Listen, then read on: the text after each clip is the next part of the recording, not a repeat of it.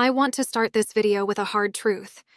By the time most people realize they are being manipulated, they are already deep inside it. The whole point of manipulation, real manipulation, is that it does not feel like manipulation. It feels like love or friendship or family or loyalty. It feels like you are the lucky one. And then one day you wake up and you cannot recognize your own life, and you wonder how you got here. If you are watching this, some part of you already suspects something. You may not be able to name it yet. You may be afraid to name it. But there is a feeling in your chest, a feeling that something is off, that something does not add up, that you are losing yourself in a relationship that was supposed to make you feel found. I want you to honor that feeling today. I want you to take it seriously, because the gut almost always knows before the mind catches up. I am going to walk you through 5 signs that someone in your life is secretly manipulating you. Not the obvious manipulators. We can spot those. The yelling, the threatening, the obviously controlling. Those are the easy cases. The dangerous ones are the subtle manipulators, the charming ones, the ones who would never raise their voice, the ones who can convince a room full of people that you are the difficult one. By the end of this video, you will have language for what has been happening to you.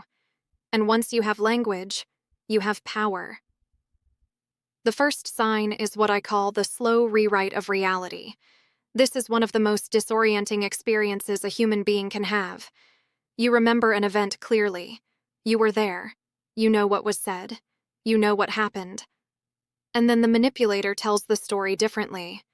Not slightly differently. Fundamentally differently. They were not yelling, they were just being passionate.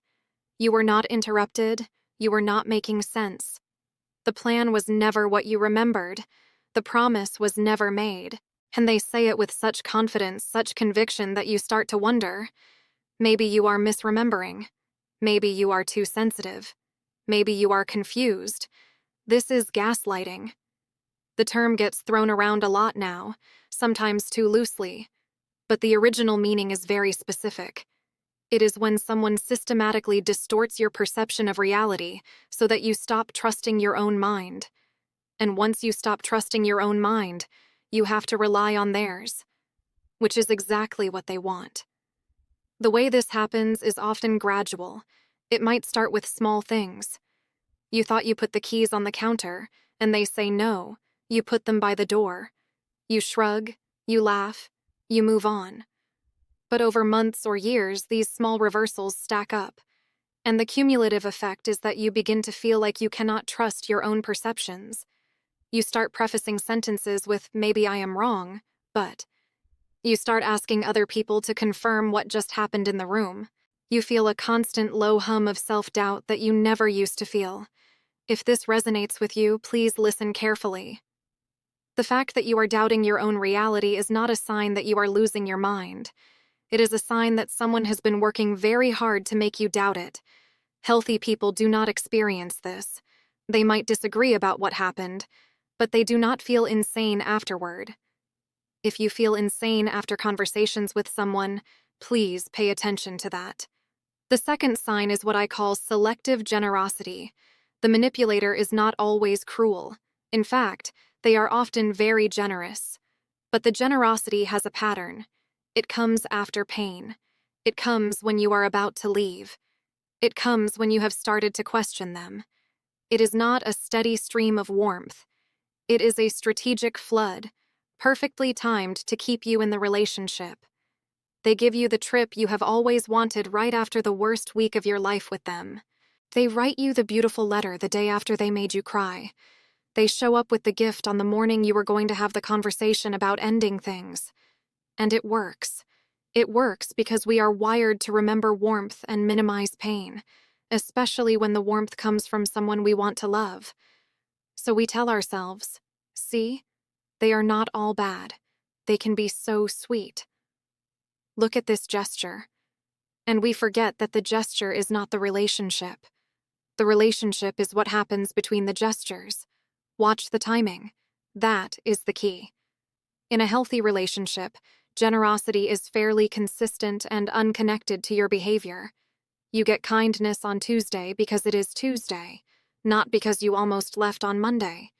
In a manipulative relationship, generosity is currency, and it is spent precisely when needed to maintain control.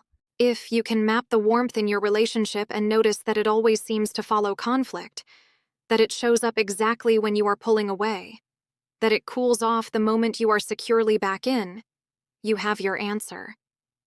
The third sign is the constant emotional disorientation. With this person, you never quite know where you stand.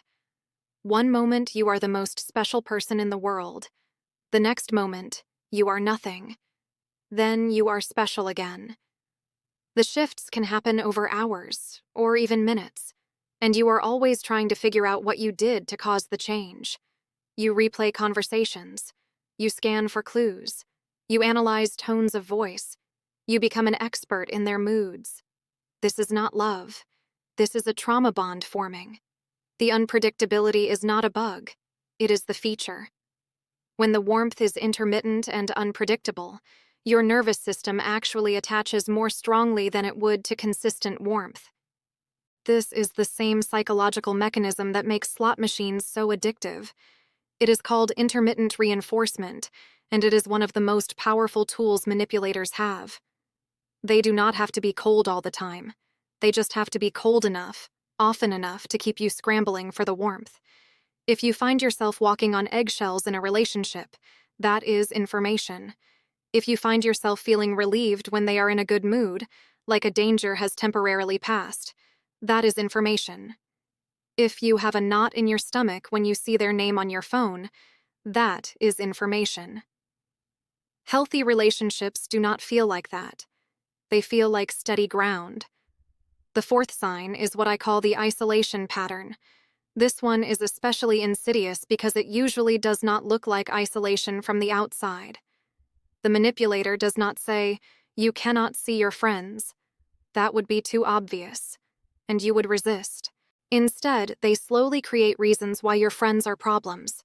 Your sister is jealous. Your best friend is a bad influence. Your coworker has a crush on you. Your parents do not really understand you. Each individual concern might sound reasonable, but the pattern, taken together, is that one by one the people in your life become unsafe to be around. And then there is a process of guilt or conflict every time you do see them, so eventually you stop seeing them, because it is just easier. You did not get isolated. You isolated yourself. That is what they will say, if you ever bring it up. But you did not isolate yourself. You were guided into it, slowly, by someone who benefited from you having no one else to compare them to. If you look at your life now and notice that you used to have more friends, that you used to talk to your family more, that you used to have hobbies and communities and connections that have all somehow faded since this person came into your life, please pay attention. It might not be a coincidence.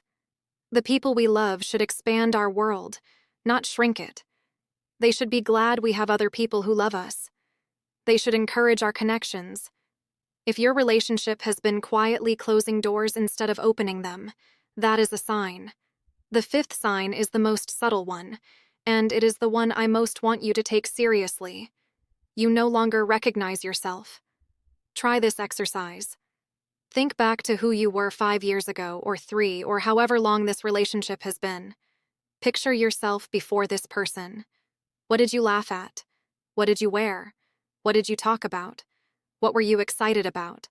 What were your opinions, your tastes, your dreams? Now compare that person to who you are today. If the person you are today is just a quieter, smaller, more anxious version of who you used to be, that is not personal growth. That is erosion. You did not mature into someone who avoids conflict. You learned that conflict was dangerous. You did not develop more refined taste. You just stopped expressing preferences because your preferences were always wrong. You did not become more chill. You became afraid. Real love makes you more yourself, not less. The right people, the safe people, the ones who actually love you, draw out your aliveness. They make you laugh more, not less. They make you bigger, not smaller. They make your dreams feel more possible, not more naive. If you have been getting smaller in this relationship, please trust that information. Your shrinking is not a personal failure. It is a response to an environment that was not safe for the full size of you. Now, I want to address something important.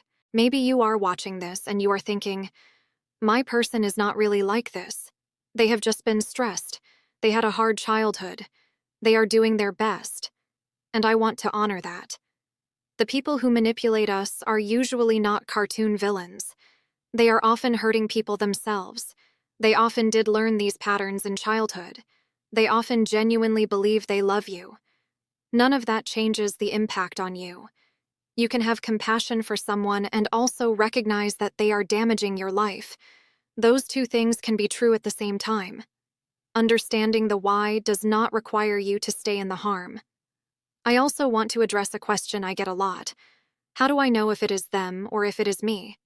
Because manipulators are very good at convincing you that you are the problem. They will say you are too needy, too dramatic, too sensitive, too jealous, too controlling. And maybe sometimes you are. We are all human. We all have moments where we behave badly. The difference is this. In a healthy relationship, when you do something hurtful and acknowledge it, the matter gets resolved. You apologize, they accept, and the slate gets cleaner. In a manipulative relationship, your acknowledged mistakes never get cleaned off the slate. They become evidence. They are pulled out 3 years later in a fight to prove that you are the unstable one. Your one bad moment from 2020 is somehow still relevant in every disagreement you have. Meanwhile, their consistent patterns of behavior never get held to the same standard. That asymmetry is the tell. Healthy people forgive. Manipulators archive. There is another diagnostic question I want to give you. When you bring up a problem with how they are treating you, what happens? In a healthy relationship, the other person, even if they get defensive at first, can eventually hear you. They can sit with the discomfort of being told they hurt you. They can take responsibility, even partially. In a manipulative relationship, you cannot bring up problems without the conversation immediately becoming about something else. Suddenly, the conversation is about how you brought it up, or about something they have been holding on to, or about how nothing you say is ever good enough. The original concern just dissolves. You started the conversation wanting to be heard. You ended the conversation apologizing. If this happens to you, again and again, that is not a communication problem. That is the system working exactly as designed. You are not allowed to bring up problems because the relationship cannot survive accountability. So what do you do if you have been watching this and recognizing yourself? First, just breathe. Recognition is the first and hardest step, and you have already taken it. You do not have to do anything dramatic today. You do not have to confront them. You do not have to leave. You just have to start telling yourself the truth. And one of the things that helps with that is starting a private record. A journal, a notes app, somewhere that only you can access. Write down what happens. Date it. Write the words they used. Write how you felt. Do this consistently for a few weeks. What you will discover is that the manipulator depends on your forgetting. The pattern only stays invisible when each individual incident gets buried by the next one. When you have a written record, the pattern becomes undeniable, even to you. And undeniable is what you need. The second thing is to slowly, carefully, reconnect with the people you have lost. Send the text. Make the call. Apologize for being distant if you need to, and then start showing up again. You are going to need them. You may need them more than you realize. Manipulators thrive in isolation, and one of the most powerful things you can do is rebuild your community. Even just 1 or 2 trusted people, ideally outside of the manipulator's social circle, can change everything.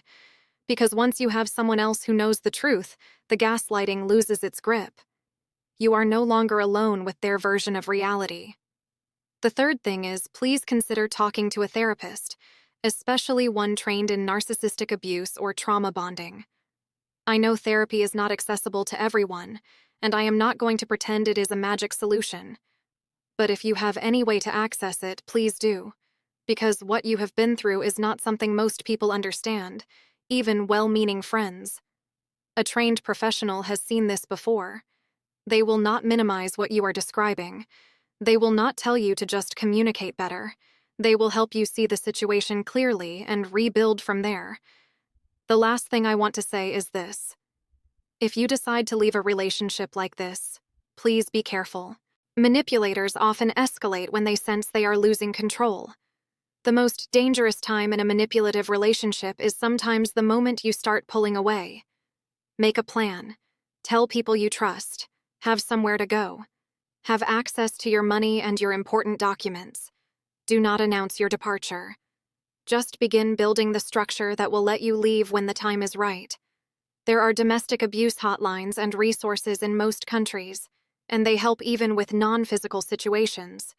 They will not judge you. They will not tell you it is not bad enough.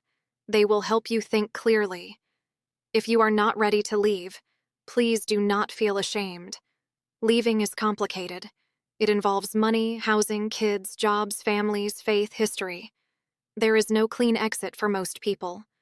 What you can do, even before you leave, is start to protect your inner world. Stop arguing with their version of reality in your head. You do not have to win those arguments. Just quietly hold on to your own truth. Stop trying to make them understand. Some people will never understand because understanding would cost them too much. Stop hoping they will become the person they were in the beginning. That person was a performance. The person you are with now is the real one. I want to end with this. You are not crazy. You are not too sensitive. You are not asking for too much. You are someone who got close to a person whose love came with conditions you did not see at the start. That is not your fault. The fact that you trusted them is not a flaw. It is a beautiful thing about you that someone took advantage of. The work now is not to become harder, not to become more suspicious of everyone. The work is to become more attuned to yourself, to listen to that quiet voice that has been trying to get your attention, to take your own perceptions seriously, to trust your gut, even when your gut is uncomfortable. If this video reached someone you care about, please share it with them. Quietly, privately, however you can. You might be the person who finally helps them see. And if you have been seeing yourself in this video, please know I am proud of you for watching it through. That took courage. The next steps will take more courage. But you are clearly someone who can do hard things. You are still here. You are still looking. You are still asking the questions. That tells me everything I need to know about who you really are underneath what they have made you believe about yourself. I will see you in the next video. Take very good care of yourself. And remember, the truth feels like relief, even when it hurts. The lies feel like loyalty. Trust the relief.